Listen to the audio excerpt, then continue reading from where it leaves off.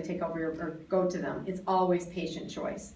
And you must tell them about where the records are stored. And this is probably the biggest reason why you want to transition your practice more than anything, is dealing with the records. And you want to have some sort of note of thanks to your patients.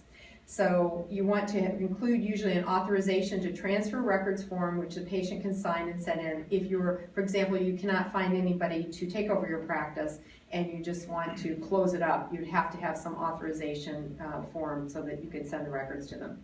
You could also say a list of other physicians who are willing to accept your patients, that's a possibility too, and the medical society, for example. So the AMA, not really clear about what they define as active patients, but it's generally the patients that you've seen within the last 1 to 2 years.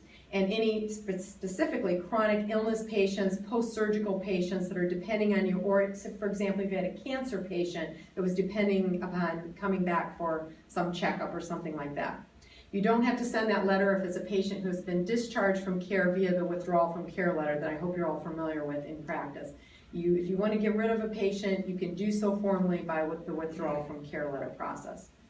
So I wanted to show you this. It's really tiny, and hopefully your handouts you can see this. But one of my doctors actually came up to me and handed me a letter at one of my programs and said, I'm leaving because of the whole managed care situation, the malpractice situation. It was just kind of a gripe and moan letter, and I said, you might want to rethink that. The patients want to think that you loved being a doctor and that you were happy to take care of them. So I particularly like this letter that one of my dermatologists wrote, and he's just saying, it's time has come, I've got to retire, and but here's my nice young doctor that's going to take over the practice, all her credentials and everything, and they're highly endorsing that physician. But this is the best part. I'm truly thrilled that I can pass the baton to such a person, have all the confidence in the world, and words cannot express my deep heartfelt thanks to all my loyal patients. Some of them have been with me for a very long time. This is what they want to hear from you.